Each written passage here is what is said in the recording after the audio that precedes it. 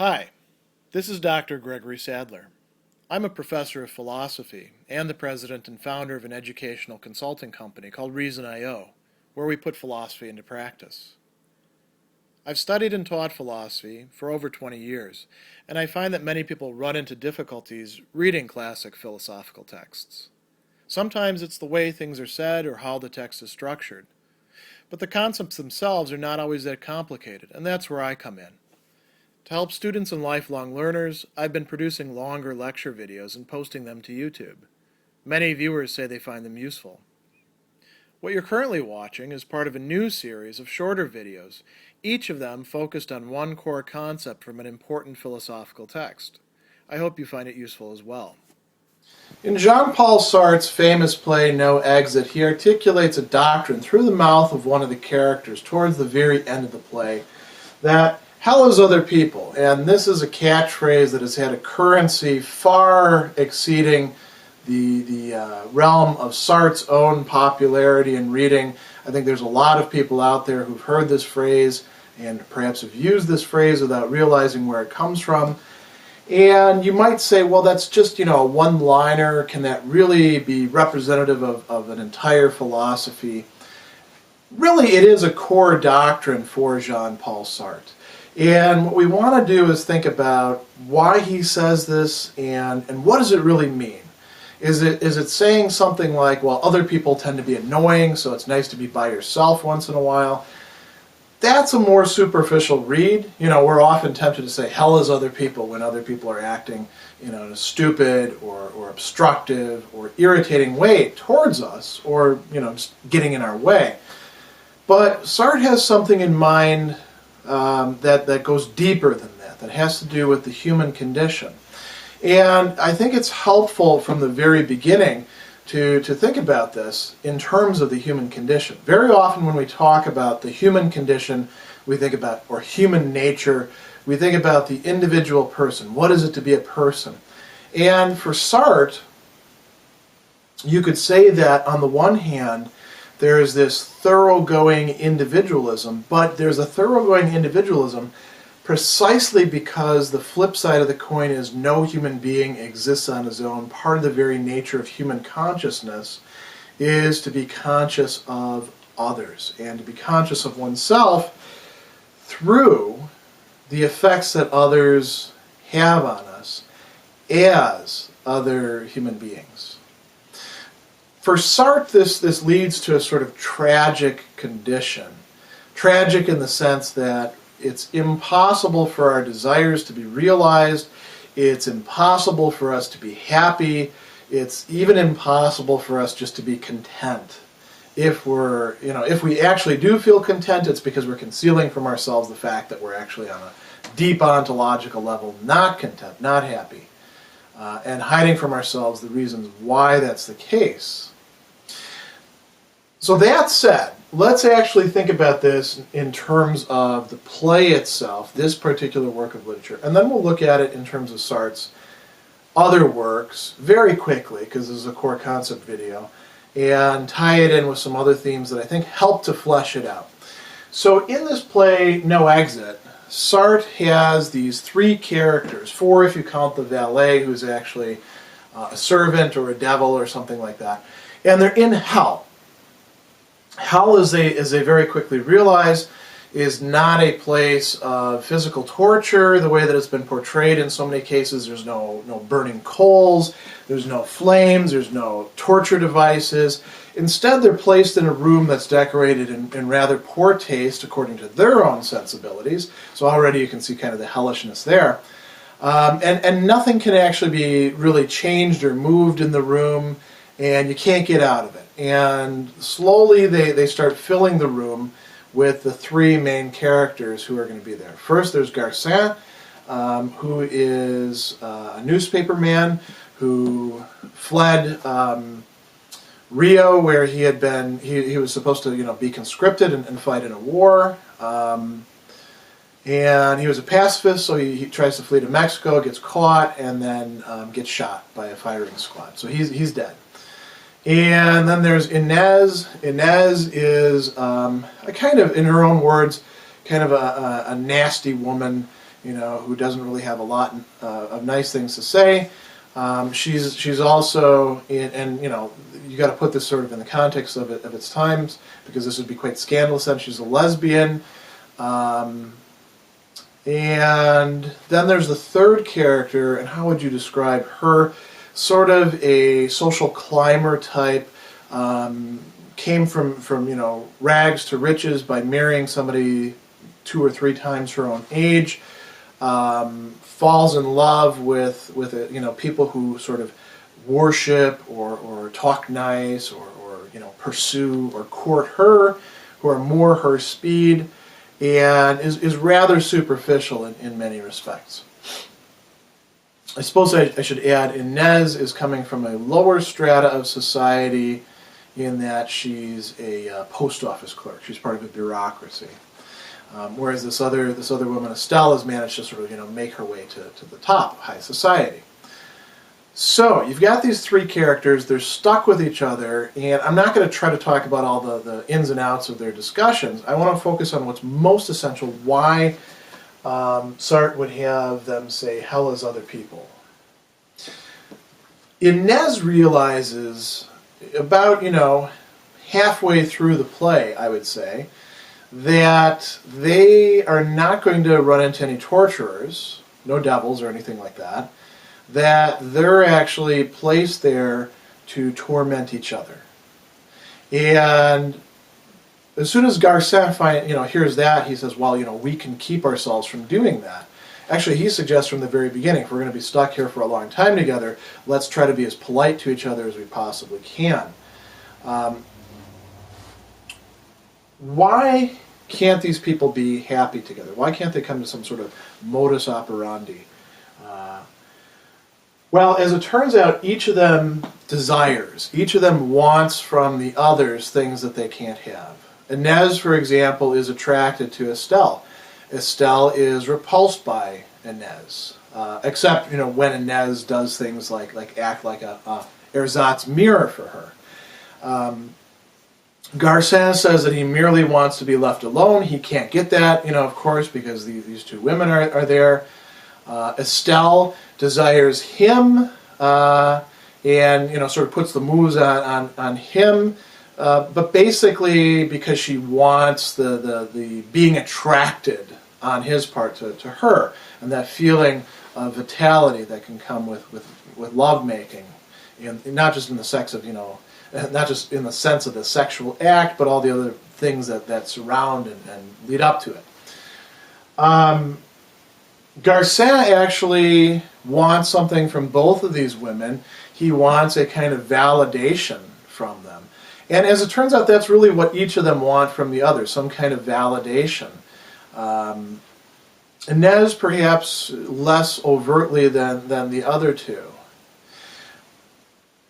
They can all relate to each other. They all get to know each other and get to know sides of each other, and they're all unable to see the other person, also to see themselves as anything other than despicable for the qualities that they have, the kind of person that they've become, the acts that they've engaged in. It's sort of like that expression that something can't be unsaid or a bell can't be unrung. As the play proceeds, you have revelations of Garcin's cowardice, of Inez's essentially sadism, or just meanness, of Estelle's sort of duplicity and neediness on her own part. The fact that they're all, willing to do things that they know are wrong, and that they hold themselves up, except for perhaps Inez, to higher ideals and just fail in them altogether. And they fail in different ways, but they all fail. They all want something from the others that the others can't provide them with or won't provide them with. And we'll get to why in just a moment. They can't escape from the others either. Garcin actually tries to go, he says, I can stand this because I can spend time just, considering my life and putting things in order. But he can't physically get away from these 2 women. Estelle, when she's trying to seduce Garcin, basically to tick off Inez, She can't get Garcin to not, be stuck in the presence of Inez. And Inez is both at the same time sort of egging them on and saying, yeah, go ahead and do it, have sex in front of me, and at the same time horrified by the fact that this might happen, physically repulsed. And nothing can really work. Nothing can really work, and they can't get away from each other. That's the hellishness of this situation. Now, we should ask ourselves, what is Sartre actually doing with this play? Is this supposed to be a metaphor for the human condition as such? Because we can, in fact, walk away from each other and choose who we associate with. So is this supposed to be, what happens to bad people, to people who don't fit Sartre's ethic, what there is of it in his works? Well, in a Sartrean viewpoint, we're all pretty much hypocrites. We all end up in bad faith at one time or another. So perhaps we all end up in hell. These are sort of open questions. Now's where we want to contextualize this in terms of ideas that are coming to us from Sartre's other works, in particular his philosophical works. And I only put a few things up here. There's other ideas that I think are quite relevant to this. For example, the notion that we are what we choose to be. Now that doesn't mean that we have like sort of an unlimited wave your magic wand and suddenly you're the hero sort of thing. Like Inez points out to Garcin in this, you dream of yourself as the hero, because the hero is somebody who's always on the right side, but really you're a coward, and you conceal from yourself the fact that you're not a hero at all. As a matter of fact, you're just a guy who chooses to do bad things, like, for example, cheat on his wife in pretty dramatic ways that he talks about. So there is this element of choice, but choice that doesn't get us out of this fundamental tragic predicament that Sartre thinks that we're in. But it's based on something a bit different, something that's also, I would say, in some respects a bit deeper, and it has to do with our consciousness of other people, what we would call the consciousness of alterity in philosophical language. For Sartre, and this is something you can say pretty much running through all of his works, the other human being is experienced as an alien freedom, as being free, which means that they can pursue things quite different than I want them to, because they want that, because they will that. And they are equally where humanity is. It's not like I have humanity locked up in myself and then that other person over there is human or inhuman depending on whether they conform to my ideals. I'm actually subject to their ideals just as much as they are to mine. They're the product of their choices just as much as I am. And I can't count on that other person to see things in the way that I do, to desire the way that I do, to see me in the way that I would like them to see me, or the way I would like to see myself. So I'm vulnerable to them. They are a kind of threat to our own meaning or desire, the way in which we view things. Here's a trivial example. I can make a joke because I think I'm a funny guy, and the other person can find it funny, and then perhaps trump me by making a better joke, and then I'm feeling sort of unsatisfied. Or they don't get the joke, or they condemn my joke, they disapprove of it, or there's all sorts of other possibilities. They twist it in an ironic fashion.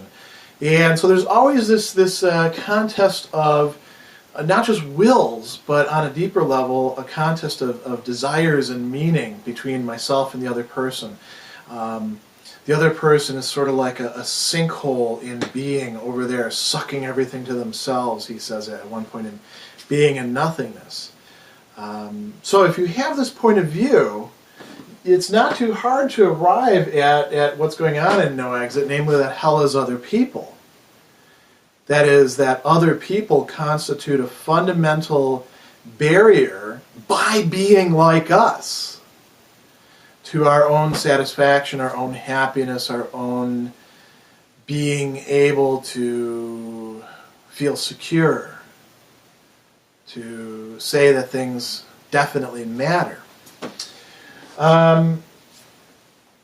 This meets its kind of crux in Sartre's discussion of love and his construal of love as the desire for the other's desire of myself.